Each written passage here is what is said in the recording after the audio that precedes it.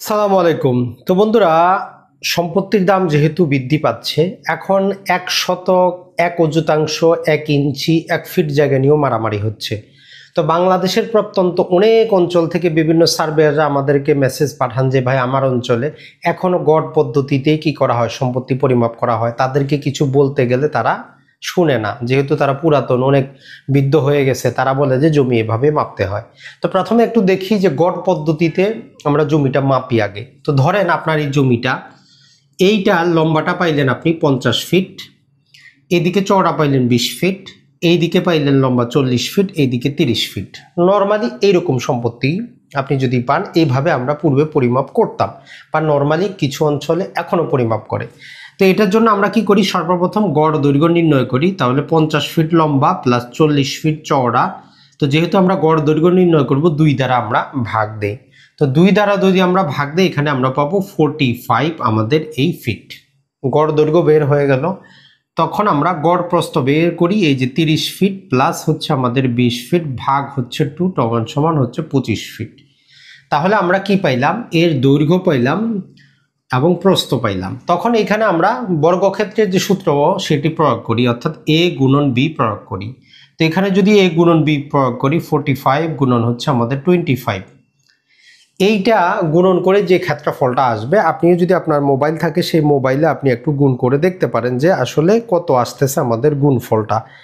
তো এই গুণফলটা আমাদের আসবে, দেখেন 45 গুণন হচ্ছে আমাদের 25, তার মানে হচ্ছে আমাদের 1125 স্কোয়ার ফিট। তো এইটাকে তখন আমরা এই 435.60 দিয়ে ভাগ দিয়ে দিতাম, বা এখনও ভাগ দেয় 435.6। তো তখন আমিনরা আপনাকে বলে যে আপনার এখানে জমি আছে মোটামুটি 2.5 শতকের মতো, 2.58। এভাবে জমি পরিমাপ করা হয়। সাধারণ দৃষ্টিতে মনে হয় যে এখানে কোনো ভুল থাকারই কথা না। আমরা এখানে কি করেছি, বর্গক্ষেত্রে যে আয়তক্ষেত্রের সূত্রটা প্রয়োগ করেছি। তো যারাই আয়তক্ষেত্রের সূত্র প্রয়োগ করার পক্ষে, তাদেরকে আমরা বলবো যে আয়তক্ষেত্র হওয়ার জন্য কিছু কন্ডিশন আছে। যেমন বর্গক্ষেত্র হইতে গেলে একটা কন্ডিশন কি, যে প্রতিটা বাহু 90 ডিগ্রি হইতে হয়। আয়তক্ষেত্র হওয়ার ক্ষেত্রে বিপরীত বাহুগুলা 90 ডিগ্রি হইতে হয়, বিপরীত বাহুগুলা সমান হইতে হয়।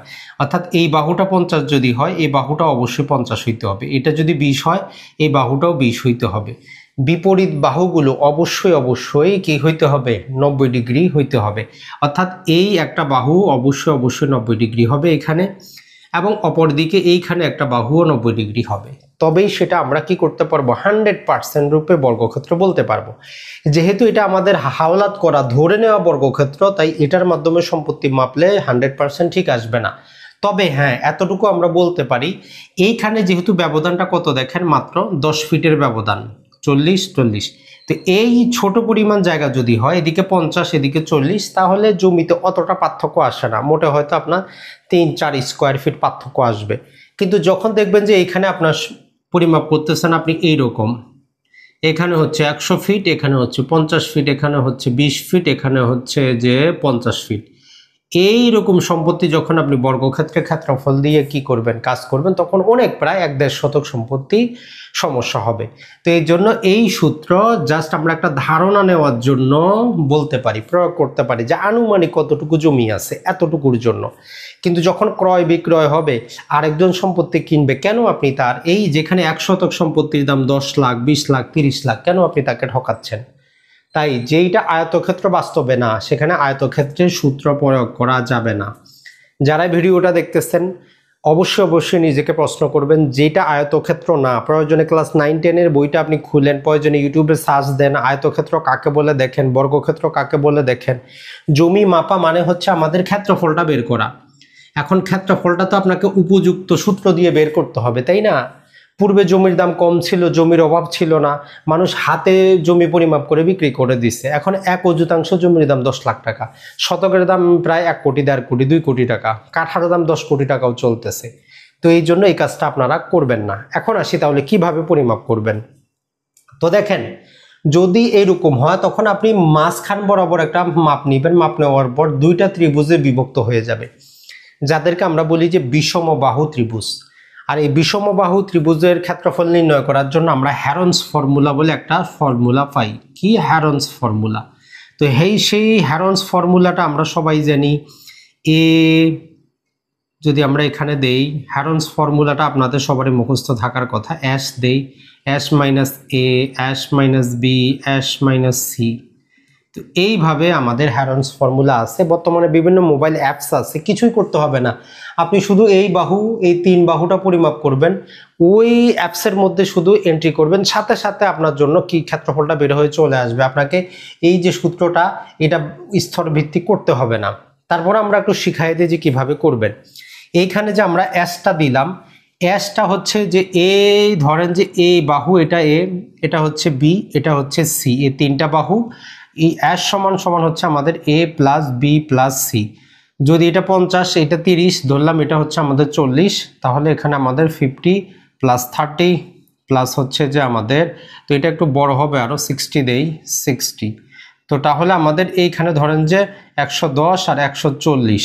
তো অ্যাশ হচ্ছে আমাদের কি, অ্যাশ হচ্ছে আমাদের 140। তখন আমরা কি করব, এইরকমভাবে প্রতিটা জায়গায় 140 ইনটু 140 মাইনাস এ, এ মানে কত 50, 140 মাইনাস বি, বি মানে কত 30, 140 মাইনাস সি, সি মানে কত 60। তো এটাকে ক্যালকুলেশন করলে আমরা সঠিক পাবো। একই রকমভাবে দ্বিতীয়টার মধ্যেও আমরা পরিমাপ করব।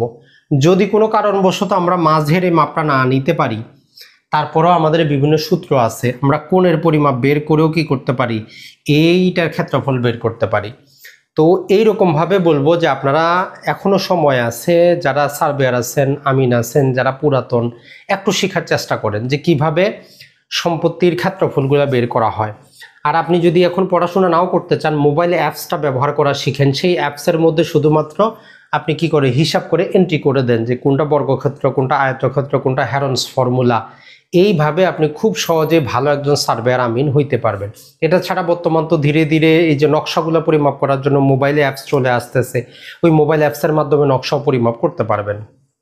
তাই যারাই আমিনশিপ ভালো করে শিখতে চান, যারা জমি জমা ভূমি রিলেটেড কাজ করতে চান, আমাদের এই চ্যানেলের প্লে লিস্টে আমিনশিপের উপর একটা কোর্সে দেওয়া আছে। এটা ছাড়া ঈদের পরে আমাদের কোর্স শুরু হবে, সেখানেও আপনারা অংশগ্রহণ করতে পারেন।